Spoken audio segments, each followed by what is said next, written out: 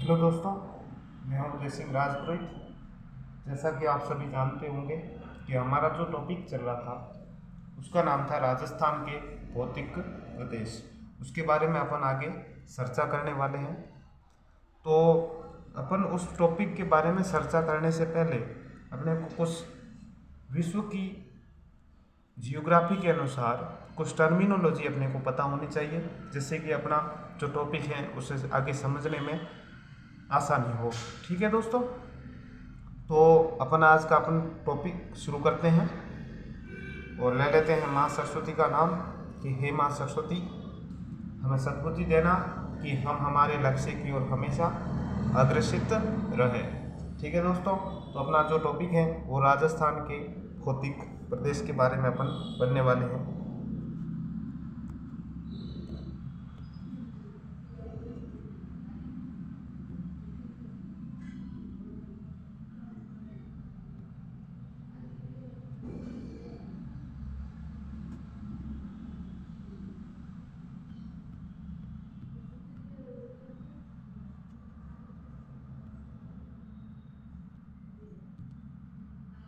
राजस्थान के भौतिक प्रदेश अगर अपन देखा जाए तो जब पृथ्वी बनी थी और पृथ्वी की जो उम्र है, as of earth,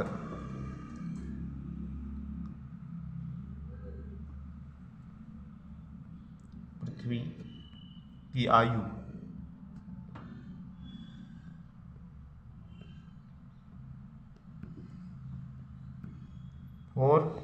4.6 Arab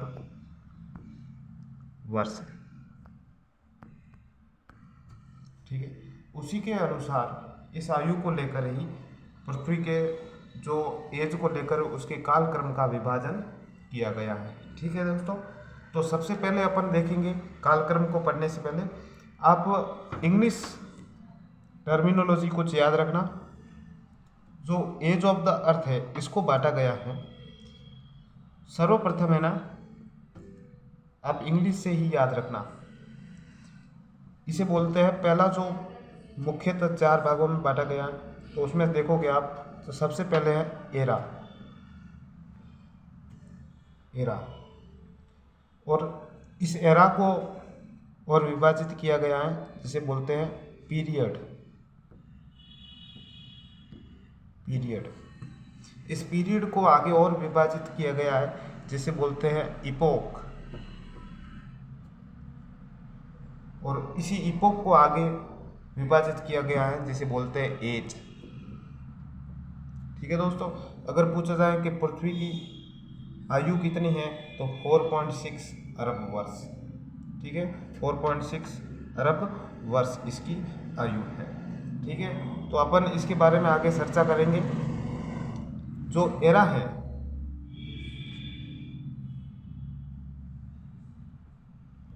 era को मुख्यतः 4 भागों में विभाजित किया गया है। कौन कौन से देखेंगे अपन। पहला नाम है प्री कैम्ब्रियन।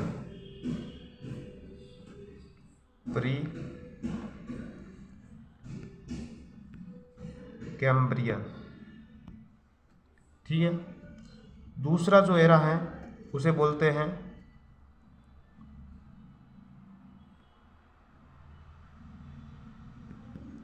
पैलियोजोइक। जो तीसरा एरा है उसे बोलते हैं मीसोजोइक। चौथा एरा है उसे बोलते हैं सेनोजोइक। ठीक है, पहला प्रीकैम्ब्रियन, दूसरा पैलियोजोइक, तीसरा मेसोजोइक और चौथा सेनोजोइक। अगर पूछा जाए इनके कितने कितने विभाजन हैं, भाग आगे और विभाजित होगा, ये देखना, ये होगा 3 भागों में आगे विभाजित। पैलियोजोइक है वो होगा 6 भागों में विभाजित। मीसोजोइक है ये होगा 3 भागों में विभाजित। और जो सेनोजोइक है ये होगा 2 भागों में विभाजित। ठीक है, तो अपन इसके बारे में आगे चर्चा करेंगे। पहला कौन सा है, प्रीकैम्ब्रियन। तो प्री कैम्ब्रियन के बारे में अपन देख लेते हैं। प्री कैम्ब्रियन, ये जो प्री कैम्ब्रियन है इसको 3 भागों में विभाजित किया गया है। कौन कौन से भाग है इसको अपन देख लेते हैं। ठीक है, पहला भाग है जिसका नाम है एजोइक। ठीक है, दूसरा आता है आर्कियन, आर्कियन। तीसरा आता है पेट्रोजोइक।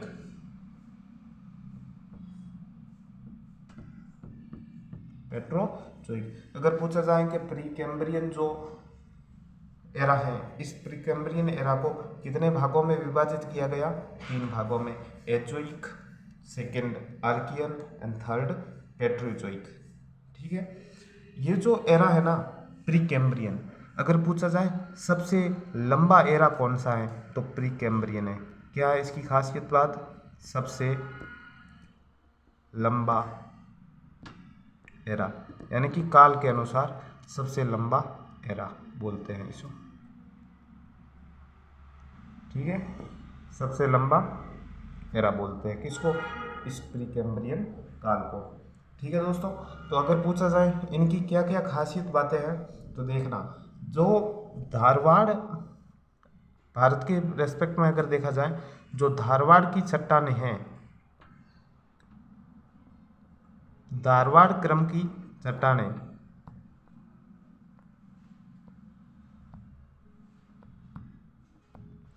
धारवाड़ क्रम की जो चट्टानें हैं, जो कर्नाटक वगैरह क्षेत्र में है ना, वो उसका निर्माण किस काल में हुआ था? तो आप बोलोगे आर्कियन पीरियड के अंदर हुआ था। ठीक है, आर्कियन पीरियड, क्योंकि ये जो एरा प्री कैम्ब्रियन तो क्या है? एरा। आर्कियन क्या है? ये पीरियड है, और पीरियड फिर आगे किस में विभाजित होते हैं? इपोक में, और इपोक किस में विभाजित होती है? एज में। ठीक है, अगर पूछा जाए जो कुड़प्पा क्रम की चट्टानें हैं, कुड़प्पा क्रम की चट्टानें, उनका निर्माण किस पीरियड में हुआ?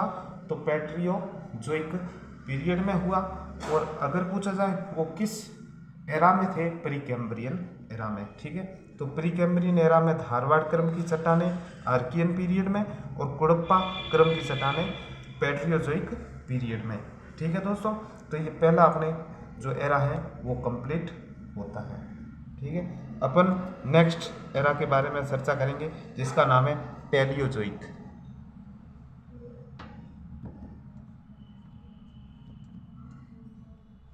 पैलियोजोइक एरा, अगर इसके बारे में अब अपने को आगे पूछा जाए कि इसको विभाजन कितने भागों में किया गया?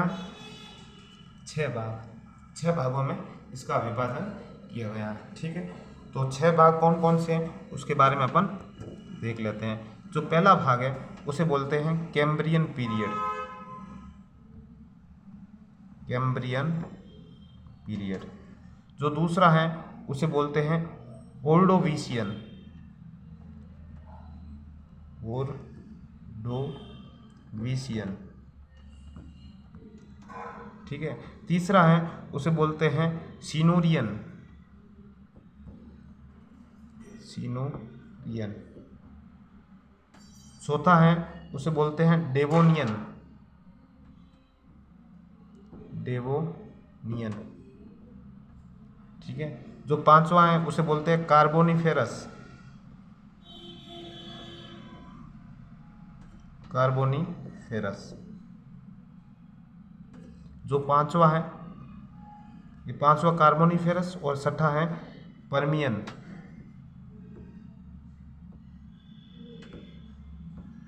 पर्मियन। ठीक है, तो अगर पूछा जाए कि पैलियोजोइक एरा है इसको कितने भागों में विभाजित किया गया है तो 6 भागों में। कौन कौन से? कैम्ब्रियन, ओर्डोविशियन, सिनोरियन, डेवोनियन, कार्बोनिफेरस और पर्मियन। ये नाम आपको इंग्लिश में याद रखने हैं, क्योंकि अगर हिंदी में याद रखने जाओगे तो फिर वापस कन्फ्यूजन पड़ जाएगी। ठीक है, तो इससे बढ़िया है, सबसे बेस्ट है वो इंग्लिश में ही आप याद रखो, और इसके अदर कोई नाम नहीं होते हैं इंग्लिश के अंदर। हिंदी के अंदर 1-2 नाम एक जो पीरियड है उसके दो अलग अलग नाम भी हो सकते हैं, ठीक है। तो आप कोशिश कीजिएगा कि इसको इंग्लिश में याद रखा जाए। फिर अगर पूछा जाए कि सर इन 6 को कैसे याद किया जाए, तो आप कुछ ऐसा लगा, इसे बोलते हैं सी, इसे ओ, इसे एस, इसे डी, इसे सी और इसे बोलते हैं पी।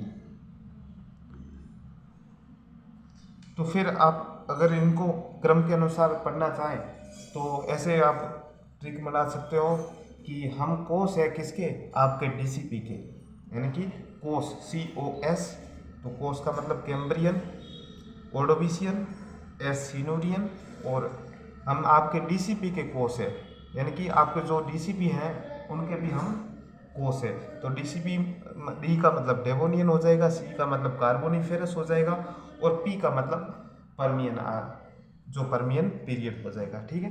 तो आप ऐसे भी याद रख सकते हो। फिर अगर पूछा जाए इनकी क्या क्या खासियत बातें हैं जो आप महत्वपूर्ण हैं उनके बारे में आप देख सकते हो। अगर देखा जाए तो कुछ पृथ्वी के अंदर हलचल हुई थी, पृथ्वी के अंदर जो हलचलें हुई थी वो 4 हलचल हुई थी। तो अगर देखा जाए जो पैलियोजोइक एरा है इसके अंदर कितनी हलचल हुई थी, पैलियोजोइक एरा के अंदर कितनी हलचल हुई, तो पैलियोजोइक एरा ऐसा है इसके अंदर सर्वाधिक यानी कि 3 हलचल हुई थी, ठीक है। कौन कौन से काल जो पीरियड में हुई थी आप देख लेना।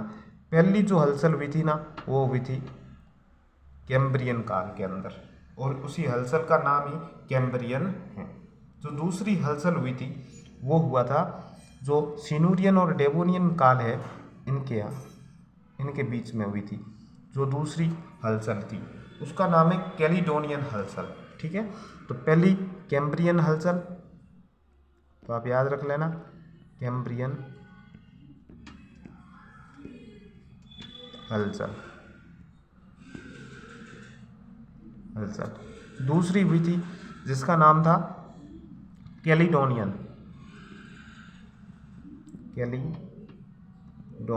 हलचल,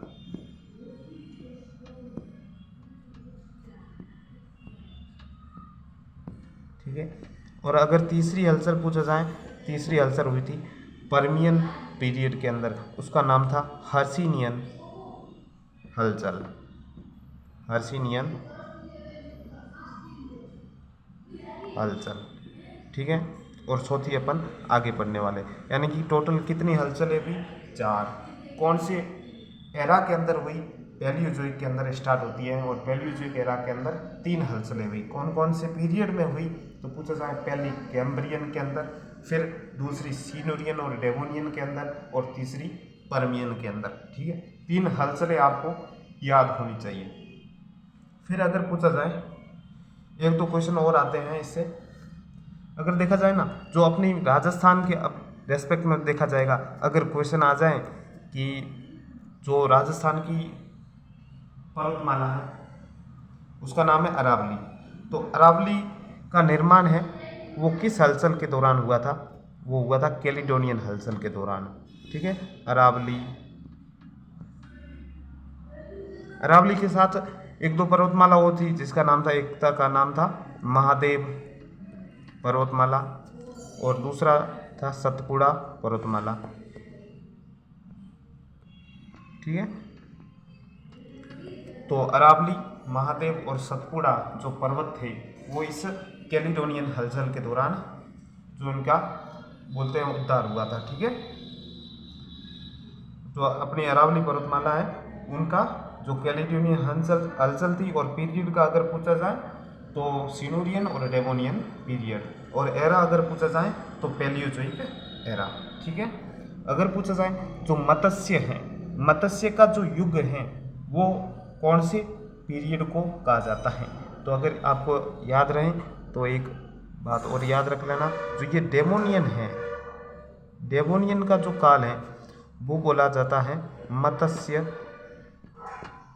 काल, मत्स्य काल, ठीक है। तो डेवोनियन पीरियड के अंदर मछलियों की उत्पत्ति और मछलियों का विकास हुआ था। इस कारण डेवोनियन काल को मत्स्य काल के नाम से जाना जाता है। ठीक है। अगर पूछा जाए जो उभयचर जीव हैं, उभयचर जीव हैं, वो उभयचर जीव कब आए थे? तो उभयचर जीव हैं वो आए थे कार्बोनिफेरस काल के अंदर। पहले मछली आई और मछलियों के बाद में उभयचर जीव आए। उभयचर जीवों का अगर पूछा जाए तो इस कार्बोनिफेरस काल के अंदर आए। तो आप देखोगे ना, तो सबसे पहले जो जीवों की उत्पत्ति है वो समुद्र से होती है। ठीक है। तो समुद्र से मछलियाँ वगैरह, ये फिर इनका क्रम क्या है, समुद्र से स्थल की ओर। तो देखना सबसे पहले क्या होगा, ऐसे जीव होंगे जो समुद्र के अंदर रहेंगे। ठीक है। फिर ऐसे जीवों की आएगी आगे पीढ़ी जिसका नाम होता है कि समुद्र के अंदर भी रहेगी और पृथ्वी के ऊपर भी रहेंगे। ये दोनों का मिक्सचर होता है। ठीक है। उसे बोलते हैं उभयचर, यानी कि पृथ्वी के ऊपर भी वो जीवन अपना यापन कर सकते हैं और जो समुद्र है उसके बीच में भी जो जीवन यापन कर सकते हैं। ठीक है। तो ये दोनों उभयचर जीव आते हैं। फिर आएंगे स्थल के ऊपर। तो इनका क्रम अगर पूछा जाए तो सबसे पहले समुद्री, फिर उभयचर, फिर स्थलचर। ठीक है। ये जीवों का क्रम है, उसी से अपना विकास हुआ है। तो सबसे पहले समुद्र के अंदर जीव आए थे। ये इनके बारे में आप याद रखना। अगर पूछा जाए जो अपने वो स्थलाकृति पढ़ रहे थे ना, स्थिति और विस्तार, उसके अंदर मैंने आपको बताया था कि पृथ्वी के अंदर दो भाग थे, एक था पेंजिया और दूसरा पेंथालासा था। ठीक है। अगर पूछा जाए जो पेंजिया है ना उसका ब्रेकअप, पेंजिया का ब्रेकअप कौन से काल के अंदर हुआ, यानी कि पेंजिया जब दो भागों में टूटा था, एक का नाम अपने गोंडवाना लैंड लिया था और दूसरा नाम अपने जो लिया था लोरेंसिया जो दिया था ना, तो उन दोनों को अगर पूछा जाए उनका ब्रेकअप कब हुआ था, तो जो गोंडवाना लैंड और अंगारा लैंड दोनों का ब्रेकअप हुआ था ना, वो हुआ था इसी युग के अंदर जिसका नाम है कार्बोनिफेरस काल, यानी कि पेंजिया का विभाजन, पेंजिया का विभाजन, पेंजिया का विभाजन कब हुआ था? कार्बोनिफेरस काल के अंदर पेंजिया का विभाजन हुआ था। ठीक है। और अगर पूछा जाए जो ये हलचल हुई थी हर्षिनियन हलचल, इसके अंदर अगर देखा जाए तो जो पर्वतमालाएं कौन कौन सी बनी थी वो अगर पूछा जाए तो आप बता देना। जो हर्षिनियन काल के अंदर पर्वतमाला थी वो पहली थी लोरेशियन,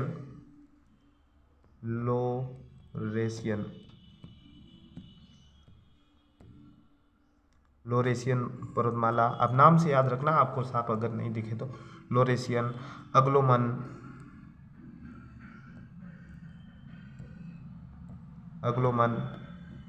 फिर अगर पूछा जाए फिनोस्केंडिया, क्या नाम है? फिनोस्केंडिया।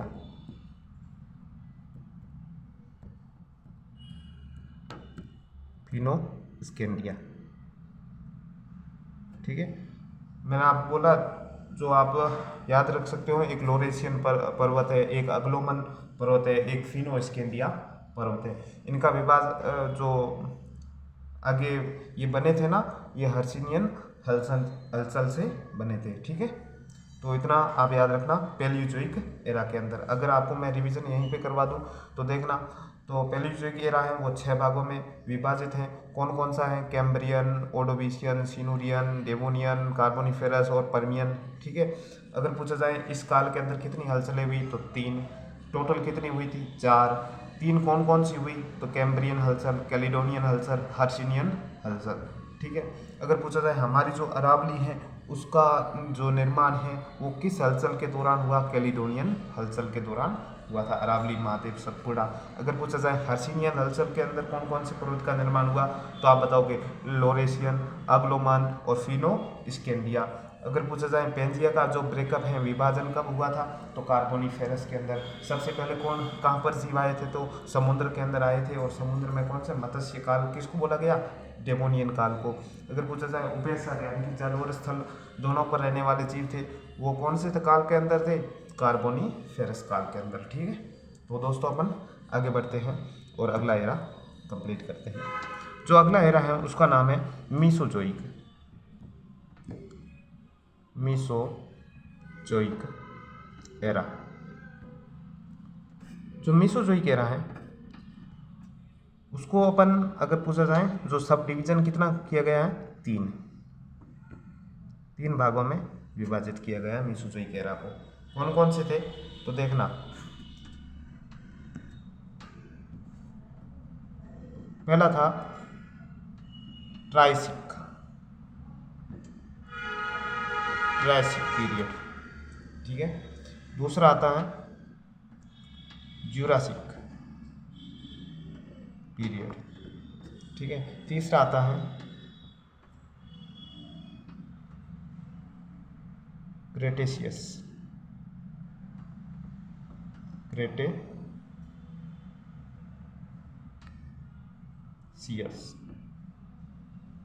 ठीक है। तो मीसोजोइक एरा को कितने भागों में विभाजित किया गया, तीन पीरियड के अंदर विभाजित किया गया। कौन कौन से, ट्राइसिक पीरियड, ज्यूरासिक पीरियड और क्रेटेशियस पर्वत जो पीरियड है उससे विभाजित किया गया है, ठीक है। अगर पूछा जाए कि सबसे पहले अपन ने जो पिछला एरा था पैलियोजोइक, उसके अंदर पढ़ा कि मत्स्यों की जो उत्पत्ति है वो हो चुकी थी, ठीक है। उसके बाद में अगर देखा जाए कि जो स्तनधारी जीव हैं जिनके ब्रेस्ट होते हैं, तो स्तनधारी जीवों की जो उत्पत्ति है वो कौन से पीरियड के अंदर हुई थी, तो आप बता देना, ट्रियासिक। स्तनधारी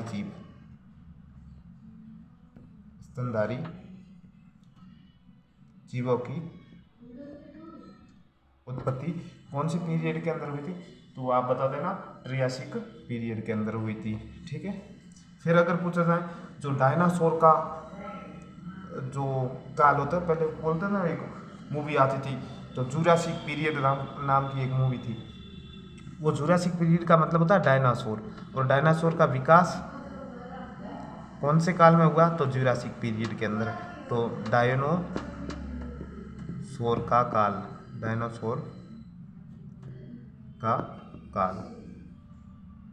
ठीक है। ये डायनासोर का काल है ना, जुरासिक पीरियड में डायनासोर का विकास होता है, और क्रिटेशियस पर जो का पीरियड था उसके अंदर इनका विनाश भी हो जाता है, यानी कि लुप्त भी हो जाते हैं, ठीक है। तो आपको अगर पूछा जाए कि किस एरा के अंदर जो डायनासोर हुआ करते थे, तो मीसोजोइक एरा के अंदर। अगर पीरियड का पूछा जाए तो किस पीरियड के अंदर थे, तो जुरासिक पीरियड का आप बता सकते हो, ठीक है।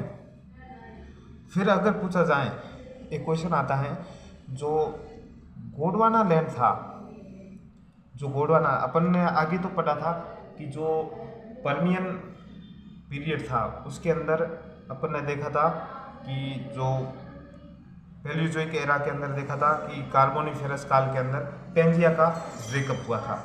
वो पेंजिया के अंदर दो भागों में विभाजित हुआ, एक गोंडवाना लैंड, दूसरा अंगारा लैंड, ठीक है।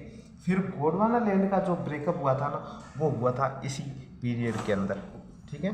तो गोंडवाना लैंड का विभाजन,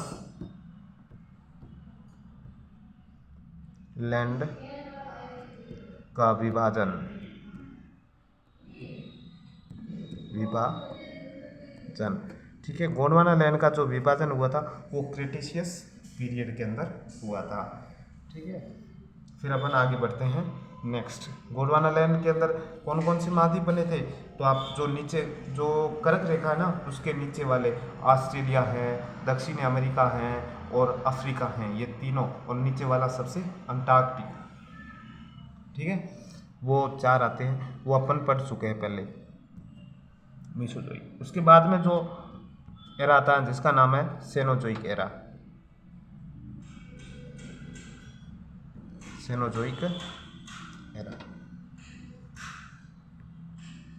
सेनोजोइक एरा को हमने दो भागों में विभाजित किया गया है, ठीक है। कौन कौन सा, सेनोजोइक एरा को हम दो भागों में विभाजित करते हैं। एक का नाम है टर्शियरी,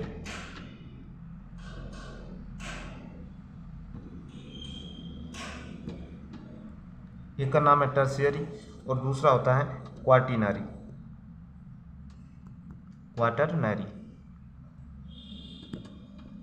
ठीक है। तो सेनोजोइक एरा दो भागों में विभाजन, टर्शियरी पीरियड और क्वाटरनरी पीरियड। फिर इस पीरियड को अपन जो टर्शियरी पीरियड है इसको अपन फर्दर जो डिवीज़न किया जाता है वो किया जाता है 5 भागों में। कौन कौन से देख लेते हैं, ठीक है। पहला है पैलियोसीन,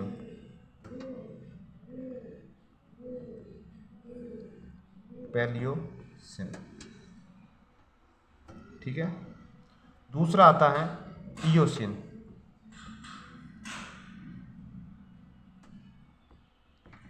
इयोसीन पीरियड। जो ये तो क्या है, सेनोजोइक एरा है। टर्शियरी और क्वार्टिनरी क्या है, पीरियड है। और ये जो अपन अभी जो डिवीज़न कर रहे हैं ना, ये 5 भागों में डिवीज़न है, ये 2 भागों में डिवीज़न है। ये अपन कर रहे हैं इपोक, पैलियोसीन इपोक है, इयोसीन इपोक है, ठीक है। फिर आता ओलिकोसीन, ओलिकोसीन।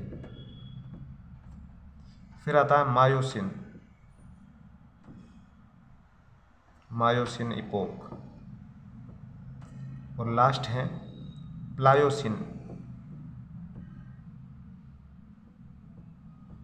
Pliocene epoch.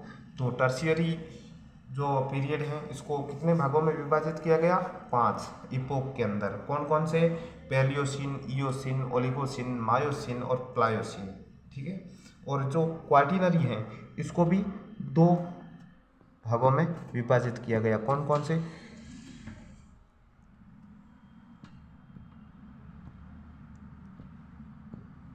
प्लेस्थोसिन, प्लेस्थोसिन और होलोसिन, प्लेस्थोसिन और होलोसिन, ठीक है। ये विभाजन किया गया है। अगर अपने को पूछा जाए जो अल्पाइन पर्वतमाला का जो विकास हुआ था, और अपन अब अभी देखेंगे 3 तो अपन हलचल पढ़ चुके थे, ठीक है।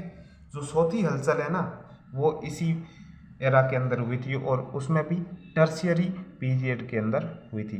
कौन सी हलचल थी उसका नाम आप याद रख लेना। जो हलचल थी उसका नाम था अल्पाइन हलचल, अल्पाइन हलचल। इस अल्पाइन हलचल इसलिए कहते हैं कि यूरोप के अंदर जो अल्पाइन जो श्रेणी है उस अल्पाइन श्रेणी का जो समय विकास हुआ था, ठीक है। तो इसी अल्पेनियन हलचल है ना वो इम्पोर्टेंट हमारे भारत के लिहाज से भी है। क्यों इम्पोर्टेंट है, क्योंकि जो हमारा हिमालय है, जैसे बोलते हैं ग्रेट हिमालय, उस ग्रेट हिमालय का भी निर्माण इसी में हुआ था। पूरा हिमालय पर्वत इसी हलचल के दौरान बना हुआ है। फिर अगर पूछा जाए इसमें कौन से इपोक के अंदर होता है, तो इयोसीन इपोक है ना, इस समय बना था बृहद हिमालय, बृहद हिमालय इसी हलचल के अंदर बना था बृहद हिमालय। फिर अगर पूछा जाए ओलिगोसिन हलचल, तो बृहद से लघु हिमालय, लघु हिमालय इसी के अंदर बना था। फिर पूछा जाए मायोसिन, और मायोसिन के अंदर अपन सबसे हिमालय का निचला स्तर जिसे बोलते हैं शिवालिक हिमालय, जो शिवालिक हिमालय वो इस समय बना था, ठीक है। मायोसिन पीरियड के अंदर जो इपोक है इसके अंदर बना था, ठीक है।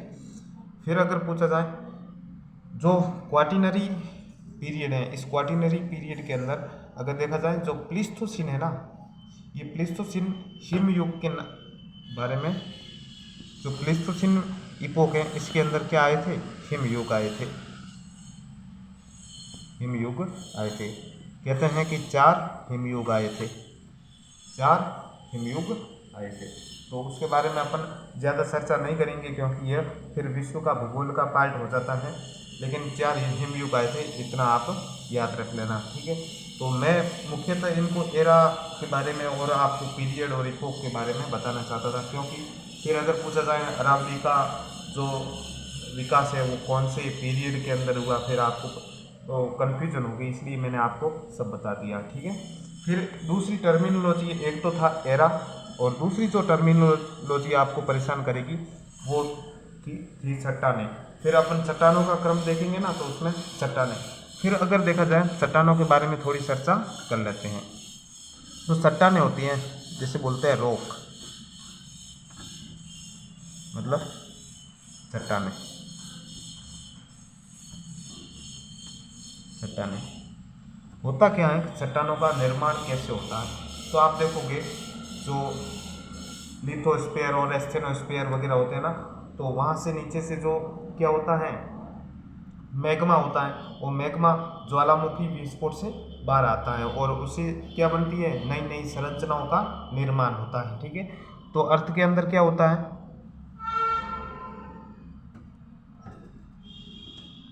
अर्थ के अंदर है मैग्मा, और मैग्मा जब ज्वालामुखी विस्फोट होता है, इन ज्वालामुखी विस्फोट से क्या आता है, ऊपर आता है मैग्मा, और ये फिर क्या होता है, ज्वालामुखी का उद्गार होता है। ज्वालामुखी का उद्गार होता है। जब इसका तरल रूप होता है, जब ये तरल यानी कि ठंडा पड़ जाता है, उसे बोलते हैं लावा। ठीक है, और ये जो लावा है ना, इससे क्या होता है, नवीन स्थलाकृति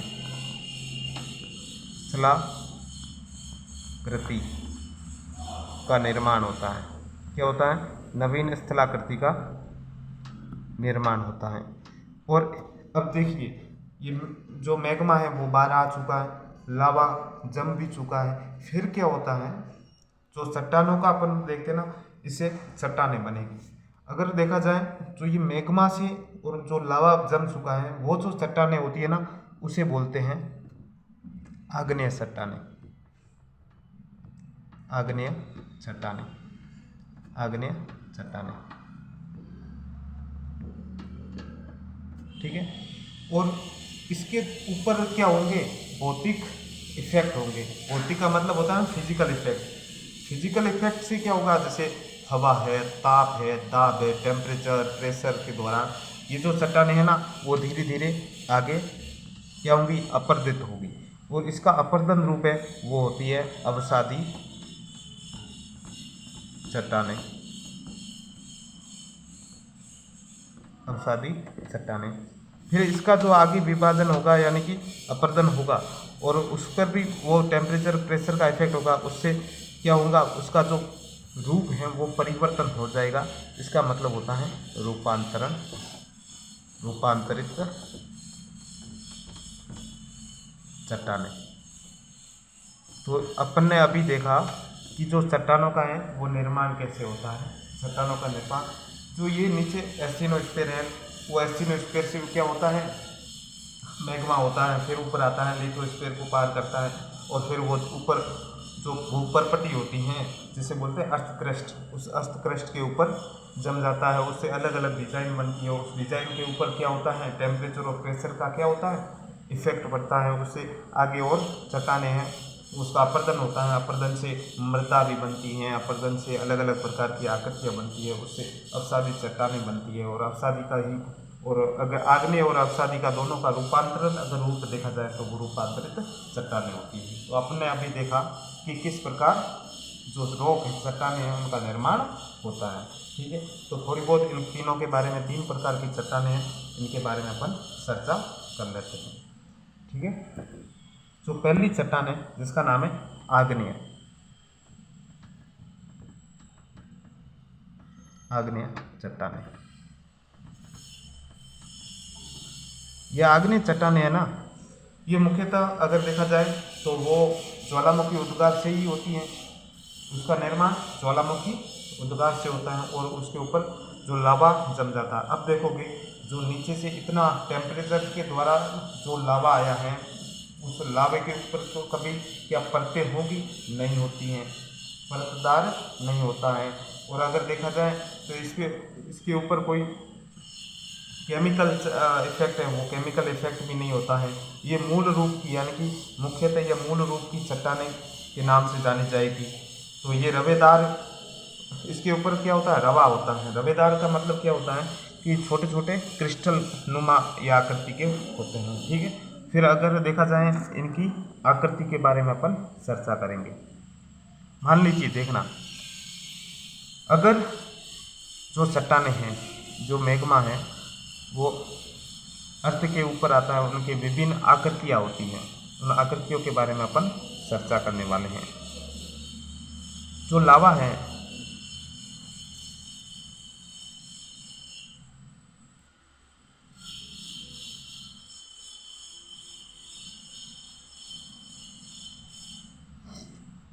आग्नेय चट्टानें, और इन आग्नेय चट्टानों के बारे में अपन एक बार चर्चा करना है। मान लीजिए ये अर्थ है और ये अर्थ क्रिस्ट है।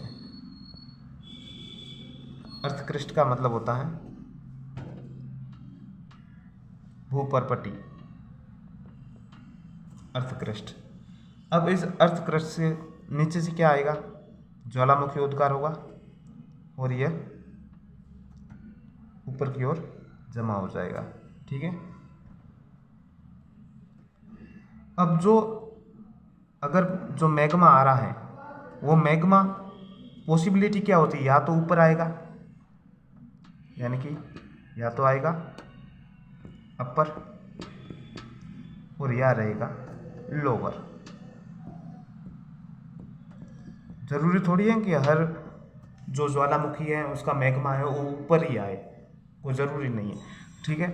तो अगर यह मैग्मा अंदर की तरफ रह जाएगा और एक आएगा ऊपर की तरफ। ठीक है। जो अंदर की तरफ मैग्मा रहेगा उसे अपन जो बीच में रहेगा उसको नाम से जानेंगे, जिसका नाम होता है ग्रेनाइट। ग्रेनाइट यानी कि जो मैग्मा पृथ्वी के यानी कि अर्थ क्रस्ट से लोअर रेंज में है, वो जो मैग्मा अर्थ क्रस्ट से लोअर रेंज में है उसे अपन कहेंगे ग्रेनाइट चट्टानें। ठीक है। और जो मैग्मा अर्थ क्रस्ट से अपवर्ड यानी कि ऊपर की तरफ आ चुका है उसे अपन कहेंगे बेसाल्ट। ठीक है। तो अगर पूछा जाए जो ग्रेनाइट और ये बेसाल्ट हैं वो किस प्रकार की चट्टानें हैं, तो आप कहोगे आग्नेय क्रम की चट्टानें हैं। ठीक है। जो अर्थ क्रस्ट से नीचे की ओर ग्रेनाइट आग्नेय चट्टानें, अर्थ क्रस्ट से ऊपर आकर जम जाती हैं उसे बोलते हैं बेसाल्ट ग्रेनाइट, जो बेसाल्ट आग्नेय चट्टानें। ठीक है। अगर पूछा जाए जो आग्नेय चट्टानें हैं ना, इनको अलग अलग नाम से भी जाना जाते हैं, वो नाम भी कभी पूछ लेते हैं। जो सर्वाधिक ऐसा जो मैग्मा जो पृथ्वी के ऊपर सर्वाधिक भाग में फैला हुआ हो, जो सर्वाधिक भाग में हो, उसे बोलते हैं बैथोलिथिक। ऐसी आग्नेय क्रम की चट्टानें जो सर्वाधिक भाग में फैली गई हो उसे बोलते हैं बैथोलिथिक। ठीक है। फिर अगर पूछा जाए कुछ लोअर रेंज की हो, ऐसे इस आकृति के अंदर जमा हो गया वो मैग्मा, उसे बोलते हैं लोपोलिथ। लोपोलिथ। ठीक है। इसे बोलते हैं लोपोलिथ। अगर यह अपवर्ड की ऊपर हो, ऐसी आकृति में हो, उसे बोलते हैं लेकोलिथ। लेकोलिथ। ठीक है। इसे बोलते हैं लेकोलिथ।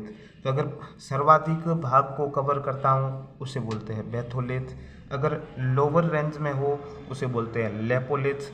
अगर अपर रेंज में हो, इस प्रकार के आकृति में जमा हो, तो उसे बोलते हैं लेकोलिथ। फिर अगर पूछा जाए ये जो है ना, अब एक तो होगा हॉरिजेंटल, दूसरा होगा वर्टिकल। ठीक है। अगर पूछा जाए हॉरिजेंटल के अंदर जो जमा हो गया हो ना, उसे बोलते हैं शिल। क्या बोलते हैं? शिल आकृति, यानी कि कभी कभार इसे सीट आकृति भी बोलते हैं, क्योंकि सीट सदरा होता है ना, सदर वो ऐसा ही होता है, तो सीट आकृति भी बोलते हैं। अगर वो वर्टिकल हैं उसे जो आकृति होती है वर्टिकल भी हो सकती है या फिर थोड़ी तिरछी भी हो सकती है। इन दोनों आकृति को अपन जो नाम से जाने जाएंगे उसे बोलते हैं डाइक। ये कभी कभार नाम भी पूछ लेता है कि लोपोलिथ क्या होता है, लेपोलिथ क्या होता है, सीट क्या होता है, डाइक क्या होता है, बैथोलिथ क्या होती है। ये आग्नेय क्रम की चट्टानों का आकृतियाँ हैं, जिस प्रकार से वो लावा जो जमा है उसी हिसाब से उनके नाम दिए गए हैं। अगर लोअर रेंज में है लेपोलेथ, अपर रेंज में है तो लेकोलेथ, और सर्वाधिक भाग में यानी कि जो जमा हुआ है उसे बोलते हैं बेथोलेथ। अगर सीट नुमा आकृति में हो तो उसे अपन सील कहते हैं और सीट भी कहते हैं, और अगर सीधा वर्टिकली है तो उसे अपन डाइक कहते हैं। ठीक है, तो ये था आग्नेय क्रम की चट्टानों के बारे में। फिर अपन अवसादी क्रम की चट्टानों के बारे में अपन चर्चा करने वाले हैं। अवसादी चट्टानें। तो अवसादी चट्टानों का निर्माण अपने आप ही पड़ा कि जो आग्नेय क्रम की चट्टानें होती हैं उस आग्नेय क्रम की चट्टानों से ही अवसादी क्रम की चट्टानों का निर्माण होता है। उसमें कोई परत वगैरह नहीं होती है क्योंकि वो इतना गर्म मैग्मा होता है, कहाँ परत होगी। ठीक है, तो अवसादी क्रम की चट्टानें उसमें परत भी होती है, इसके ऊपर अपर्दन की क्रिया भी सर्वाधिक मात्रा में अपर्दन की क्रिया भी होती है, तो अपन देखेंगे। लेकिन जो आग्नेय क्रम की चट्टानें थी यानी कि आग्नेय चट्टान थी, इस आग्नेय क्रम की चट्टानें थी, इन पर क्या इफेक्ट पड़ा? जो इफेक्ट पड़ा वो एक पड़ा टेम्परेचर का, ठीक है, एक पड़ा प्रेशर का, ठीक है, एक पड़ता है एयर का। टेम्परेचर, प्रेशर और एयर, इनका जो इफेक्ट पड़ा और उससे जो निर्माण हुआ वो हुआ अवसादी चट्टानों का। अवसादी चट्टानों का निर्माण हुआ। अवसादी चट्टानों का निर्माण हुआ यानी कि फिजिकल इफेक्ट पड़ता है। कभी अगर पूछा जाए आग्नेय चट्टानों पर केमिकल इफेक्ट नहीं पड़ता है। क्यों नहीं पड़ता है? क्योंकि उनके ऊपर बीच में कोई गैप ही नहीं होता है। जब गैप नहीं होता है तो केमिकल चेंजेस हो नहीं सकते उस प्रॉपर्टी के। फिजिकल चेंजेस होते हैं। फिजिकल किस प्रकार से? टेम्परेचर और प्रेशर से। और टेम्परेचर और प्रेशर क्या करती है? जो चट्टान होती है ना, जो उसको सर्दी और गर्मी के अंदर उसके अंदर एयर के बबल्स होते हैं उनको और सिकुड़ती है और फैलाती है, सिकुड़ती है फैलाती है, जिससे उनका क्या हो जाता है? अपर्दन हो जाता है। ठीक है, तो अवसादी क्रम की चट्टानों का निर्माण हुआ। अवसादी में आप इतना याद रखना, जो अवसादी चट्टानें हैं, अवसादी चट्टानों को दो प्रकार से बांटा गया है। एक तो है कार्बनिक, एक है अकार्बनिक। एक है कार्बनिक, दूसरा है अकार्बनिक।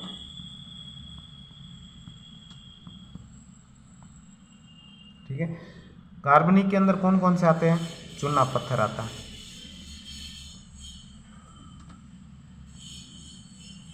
जो चूना पत्थर आता है। इस चूना पत्थर से किसका निर्माण होता है? तो आप बोलोगे संगमरमर का। चूना पत्थर से संगमरमर बनता है। ये जो संगमरमर है ना, ये जो संगमरमर है ना, ये है अवसादी क्रम की चट्टानें। ठीक है, फिर अगर देखा जाए जो चूना पत्थर है और दूसरा है उसका नाम है बालू का पत्थर। क्या नाम है? बालू का पत्थर। बालू का पत्थर के ऊपर जो टेम्परेचर और प्रेशर का इफेक्ट पड़ता है और उससे जो बनता है, उससे बनता है क्वार्टजाइट चट्टानें। क्या बनती है? क्वार्टजाइट।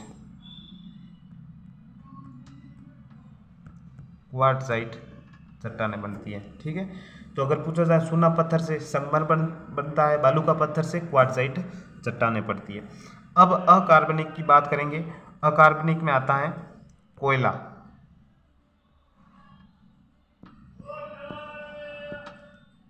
कोयला, और दूसरा होता है ऑयल सेल।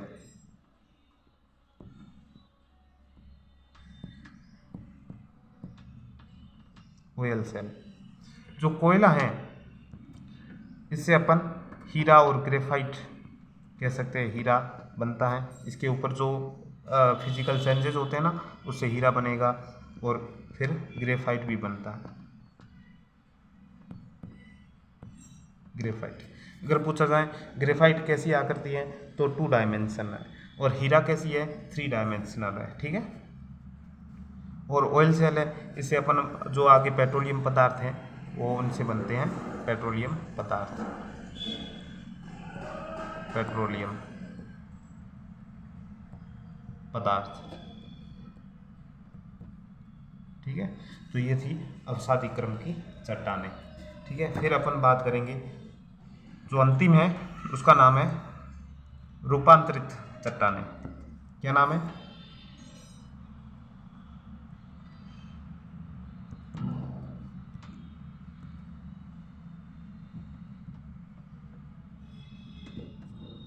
रूपांतरित चट्टानें। रूपांतरित चट्टानों में सीधा आप याद रखना जो अपन ने पढ़ा था आग्नेय चट्टानों में ग्रेनाइट और बेसाल्ट।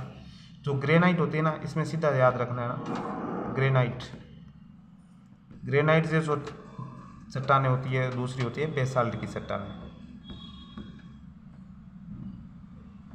ग्रेनाइट की चट्टानें होती हैं, इससे बनता है नीस। ग्रेनाइट का रूपांतरित रूप होता है नीस। और बेसाल्ट का जो रूपांतरित रूप होता है उसे बोलते हैं एम्फीबोलाइट, एम्फीबोलाइट, एम्फीबोलाइट। तो ये दो रूपांतरित चट्टानों के नाम याद रखना, ग्रेनाइट, बेसाल्ट। फिर अगर देखा जाए ना तो आग्नेय चट्टान, अवसादी चट्टानें, उनका भी रूपांतरित होता रहता है क्योंकि ऊपर टेम्परेचर और प्रेशर तो हमेशा बढ़ते रहेंगे, जिससे अपन आगे उनका रूपांतरित हो जाता है। अगर पूछा जाए जो मृदा है ना, मृदा भी कैसी है? अवसादी क्रम की चट्टानें हैं, अवसादी क्रम की चट्टानें, चट्टानें। ठीक है, जो मृदा भी अवसादी क्रम की चट्टानें हैं। ठीक है दोस्तों, तो आज अपन ने पढ़ा ये जो चट्टानें हैं और दूसरा एरा, इनके बारे में आप अगर एक बार जानोगे ना तो इससे क्या पड़ेगा, अपने को आगे का टॉपिक है वो आसानी रहेगी समझने में कि क्या एरा होते हैं, क्या आग्नेय क्रम की चट्टानें हैं, कौन सी अवसादी क्रम की चट्टानें हैं, कौन सी रूपांतरित क्रम की चट्टानें हैं, उनका निर्माण कैसे होता है। तो आज अपने इनके बारे सभी के बारे में जाना और फिर आगे अपना जो टॉपिक है वो कंटिन्यू करने वाले हैं राजस्थान के भौतिक विभाजन, जिसके अंदर अपन जो पश्चिमी मरुस्थलीय मैदान हैं, अरावली पर्वत श्रृंखला हैं, फिर दक्षिण पूर्वी पठार हैं, पूर्वी मैदान है, उनके बारे में अपन चर्चा करेंगे। ठीक है दोस्तों, अगर टॉपिक अच्छा लगे तो आप लाइक एंड सब्सक्राइब जरूर करें और फिर मिलते हैं अपन अगली नेक्स्ट क्लास के अंदर। जय हिंद, जय भारत, वंदे मातरम।